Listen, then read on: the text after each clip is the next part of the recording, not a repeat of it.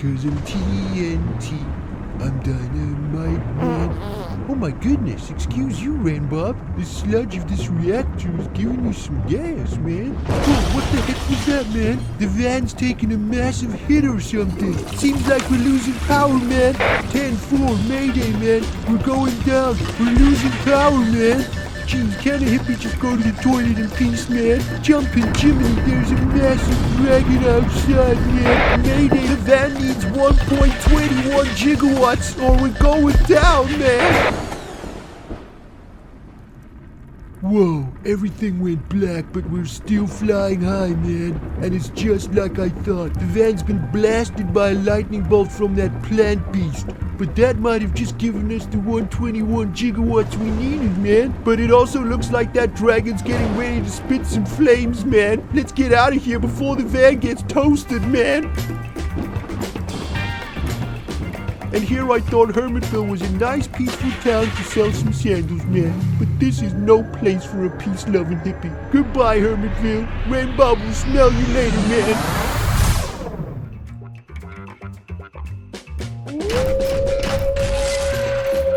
Welcome back, ladies and gentlemen, to another day of absolute insanity here in the peaceful town of Hermitville. And judging by this giant plume of white smoke behind me, it looks like our favorite hippie Renbob finally got the 1.21 gigawatts required to blast his van into hyperspace and beyond. And to be honest, I don't blame the guy one bit. Things are getting absolutely crazy out here in Hermitville.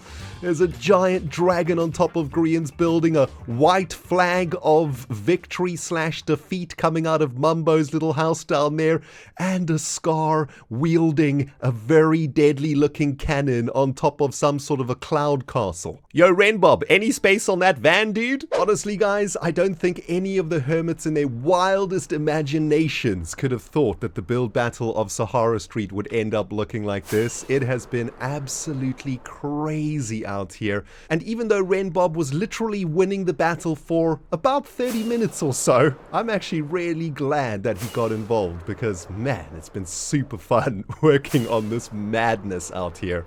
I'm not entirely sure what Grian's dragon's going to do about this incoming cannonball though, so I'm definitely going to be keeping my eyes on the remainder of the build battle. Who's going to win? I have no idea. All I know for sure is that hideous plant beast down there blasted a bolt of lightning into the reactor core of Renbob's van, and he has hyperspace jumped somewhere into the space-time continuum. Renbob, wherever you are, my friend, we wish you Godspeed. And you know what, guys? With the exit of Renbob, I think our time out here in Hermitville is coming to an end. We've done some really excellent work out here over the last couple of weeks.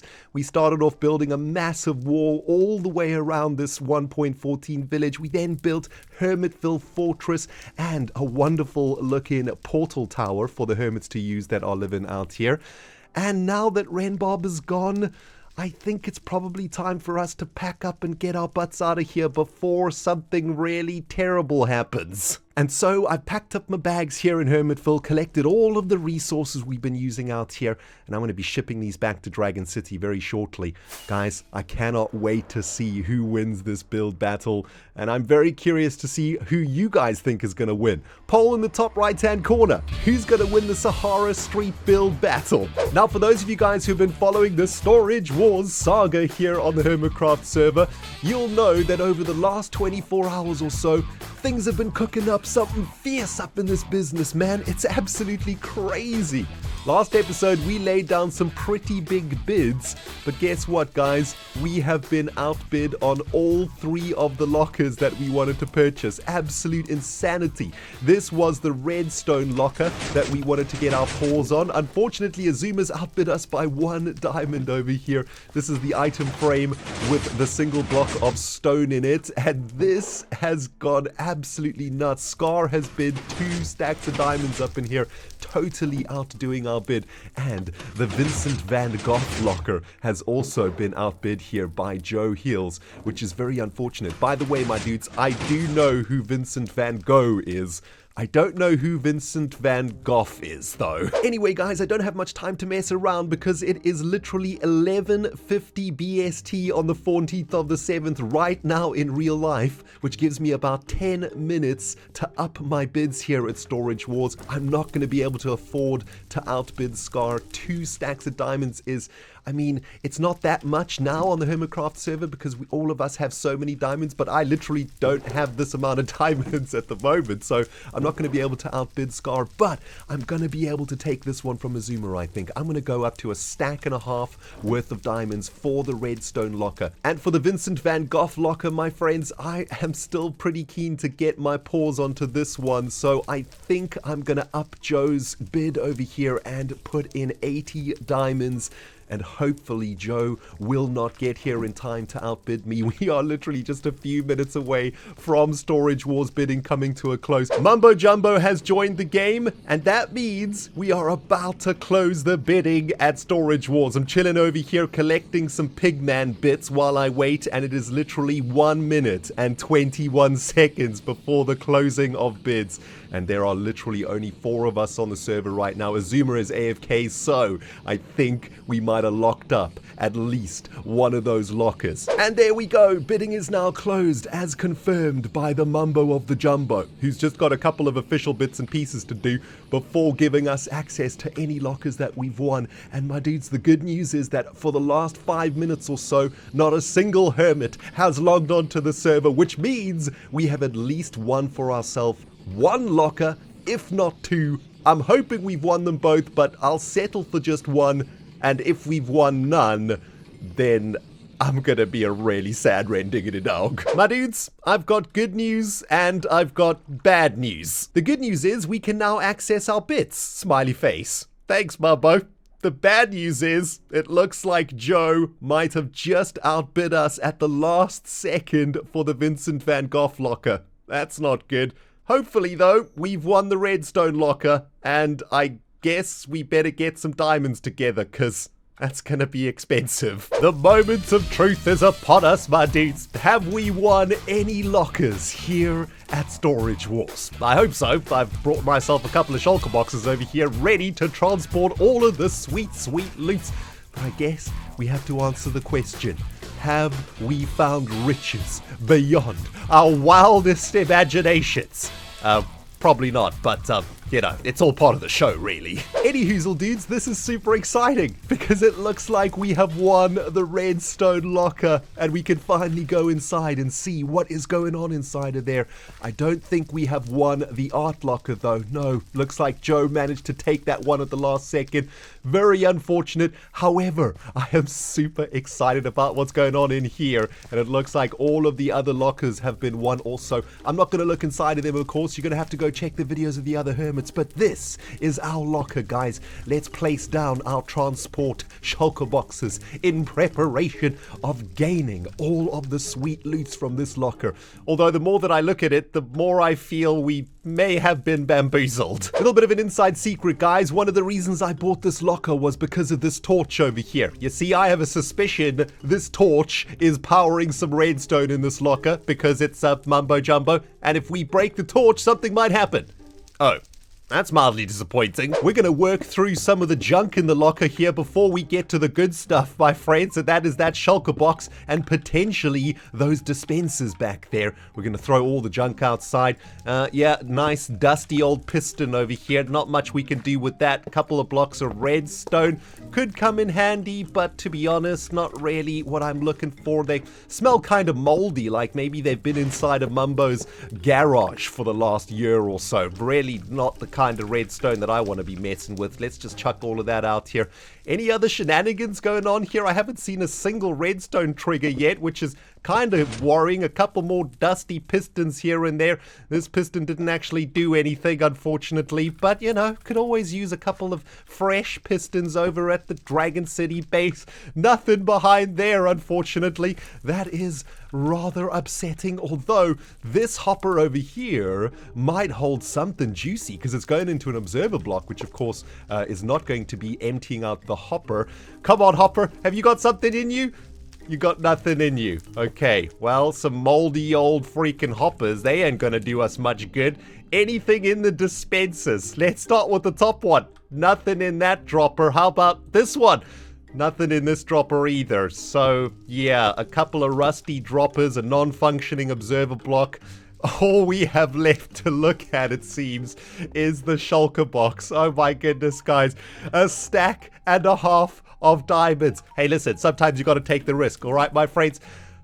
Well, all our eggs are now in the proverbial basket of this shulker box, guys. Is there anything of value up in this business? Come on, please, gods of Storage Wars, give us something sweet. Kablam! And it's a whole bunch of pretty standard, regular redstone stuff. Okay. Conveniently, everything that I won fits nice and snugly in this shulker box, so I don't have to go back and forth transporting riches beyond my wildest imagination. The bad news is, though, it looks like I was unable to unravel the mind of Mumbo Jumbo, and in fact, it was the Mumbo Jumbo who unraveled the mind of the Rendog. So, yeah, well played, Mumbo Jumbo. Enjoy your diamonds, my dude. And thanks for the dusty old vintage pistons and observer blocks. They're beautiful.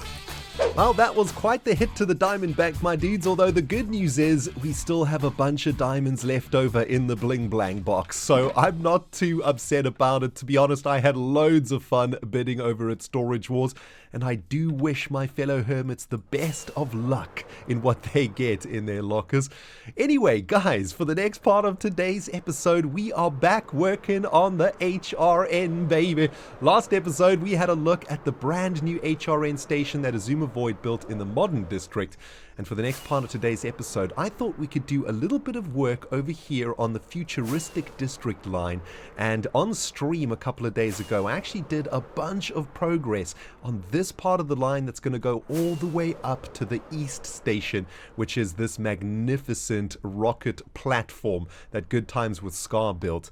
It is ready to get the junction installed inside of this thing, but before we can do that, we need to get the actual railway line itself running into the station. So while I'm working on the circle line in the background here, guys, I wanted to share some really fantastic real-life news with you. In about 72 hours or so, I am getting on an airplane and flying all the way over to Canada to visit my brother and his family. I'm so excited about this trip, guys. It's been about a year or so since I saw my brother, my niece, my nephew, and my sister-in-law. And about 3 or 4 months ago or so, I decided that if it was possible, I was going to visit them in summer. And I want to take this opportunity right here to say a massive thank you to my supporters on Twitch and my Patreons, because through their generosity, guys, I have managed to book myself a trip to Canada to go and be with my family for about a week or so.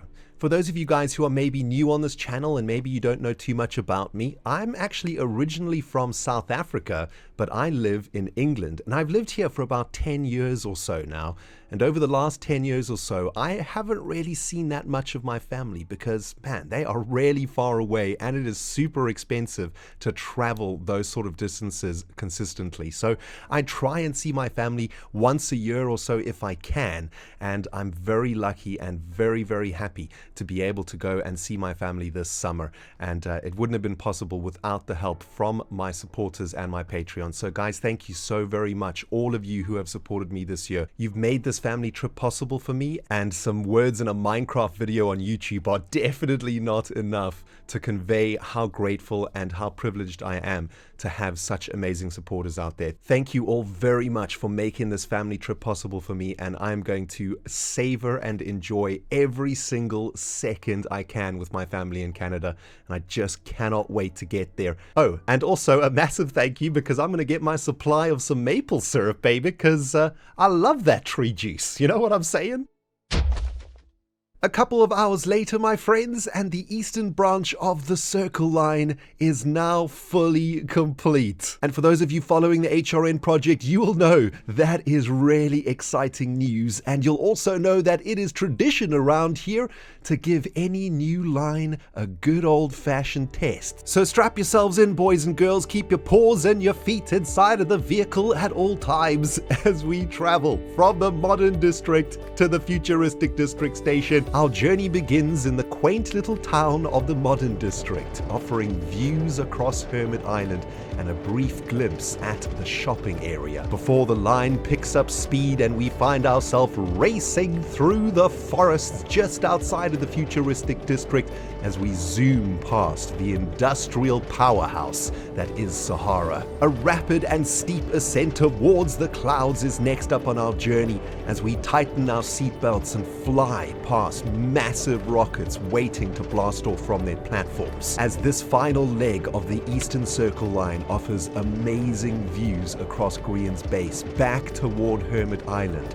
and of course the eye-popping visuals of Good Times with Scar's rockets blasting into space and beyond. Now that's a journey worth a couple of diamonds if you ask me, my dudes. Not gonna lie, my friends, I'm still recovering from the sting of storage wars earlier today, and while we're out here, I thought we could stop in at Big Logs, have a look if we've got any profits to lighten the blow somewhat.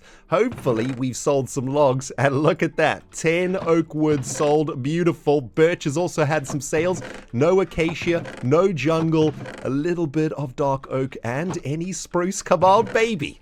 Alright, no spruce, but 19 diamonds for the bling blang box. That helps a little bit, although I have just realized we may have purchased the most expensive shulker box ever sold on the HermitCraft server today.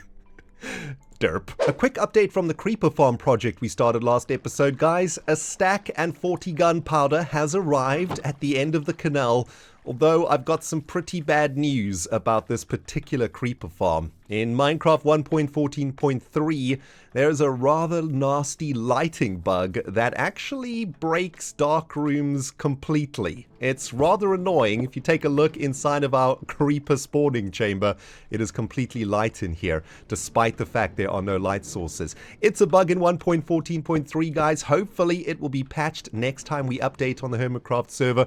The irony is, though, it actually works at night for some reason and doesn't work in the day. So it's still making gunpowder, just at the wrong time. So yeah, bugs are awesome, aren't they? Anyway, guys, we're back here in Tomato Yoshi's Dragon Dog Dojo, doing a little bit of sword training. And for the last part of today's episode, I would like to work a little bit more on this project right here. We set this water stream up last episode to collect the gunpowder coming out of the creepers. However, I gotta be honest, I don't really like it very much.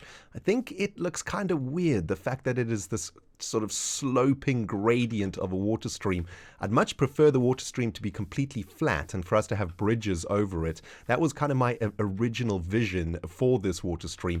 However, it's kind of tricky to achieve that, especially considering we don't really know where this water's coming from, right? At the moment, this water is just coming out the side of this wall, and that doesn't really make any sense. However, on the other side of the dojo is the ocean. So I'm thinking maybe we could work something out here. I've already started excavating, and this is the floor of the Dragon Dog Dojo here, or should I say the basement of the Dragon Dog Dojo, and it's kind of flush with the water stream right now, which is not exactly ideal. But let's dig all the way through here, and this should take us to the other side. Here we go. This takes us all the way out to this section of Dragon City, and I don't know, this is kind of interesting. Maybe in this area we could create some sort of beautiful spring or something. Maybe we could create like a rock feature that's got water coming out of it. Or, considering this is basically level with the ocean, maybe we could add a river here that sort of meanders through and underneath the dojo, and that would explain why there is water coming out the other side of this particular tunnel.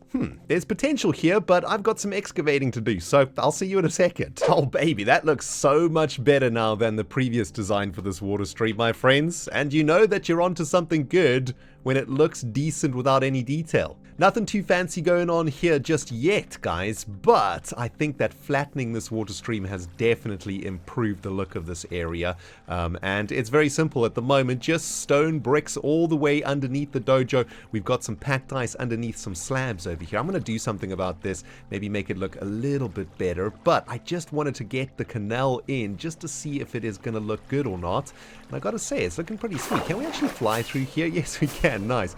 And it comes all the way out here to the ocean. Oh, isn't that cute? But it's wrong! It looks like our water canal has inadvertently become a creeper farm too, guys, which is kind of handy, although I should probably get all of this area lit up so we can maximize the creeper spawns in our creeper factory over there. Ton of work still to do out here at the base, guys, and I still need to get this episode edited and out to you before I go over to Canada. So I think I'm going to say goodbye for now. Thank you very much for watching, my friends. Been Rendog and Rendog with an arrow in the heart. Playing Minecraft on the HermitCraft server. My friends, if you enjoyed the episode, please smash that like button. If you haven't subscribed yet, you know what to do. Hit the subscribe button. But yeah, that's it for now, guys, and we'll smell you all in the next episode when I get back from Canada. Bye, everybody!